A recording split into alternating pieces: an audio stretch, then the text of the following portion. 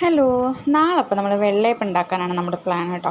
അപ്പോൾ രാവിലെ തന്നെ നമ്മൾ പച്ചരി കുതിർക്കാൻ വെച്ചിട്ടുണ്ടായിരുന്നു. ആ കുതിർക്കാൻ വെച്ച പച്ചരി വൈകുന്നേരം നമ്മളൊരു ജാറിലേക്ക് ഇട്ട് കൊടുക്കുക. അതിന് ശേഷം ആവശ്യത്തിന് നാളികേരം ഇട്ട് കൊടുക്കുക. നാളികേരം എത്രത്തോളം ഇടുന്നോ അത്രത്തോളം ടേസ്റ്റായിട്ട് കിട്ടും കേട്ടോ നമ്മുടെ വെള്ളയപ്പം. അതിലേക്ക് കുറച്ച് ചോറിട്ട് കൊടുക്കാം, ആവശ്യത്തിന് ഉപ്പിട്ട് കൊടുക്കുക, മധുരം വേണ്ടതിനനുസരിച്ച് പഞ്ചസാര ഇട്ട് കൊടുക്കാം. നമ്മളിവിടെ 2 ട്രിപ്പായിട്ടാണ് കേട്ടോ അരച്ചെടുക്കുന്നത്. അതാണ് എല്ലാം കുറച്ചായിട്ട് കാണുന്നത് കേട്ടോ. അതിന് ശേഷം വെള്ളമൊഴിച്ച് നന്നായിട്ട് അരച്ചെടുക്കുക. അരച്ചെടുത്ത മാവ് പാത്രത്തിലേക്ക് ഒഴിച്ച് വെച്ചിട്ട് അടച്ചു വയ്ക്കുക.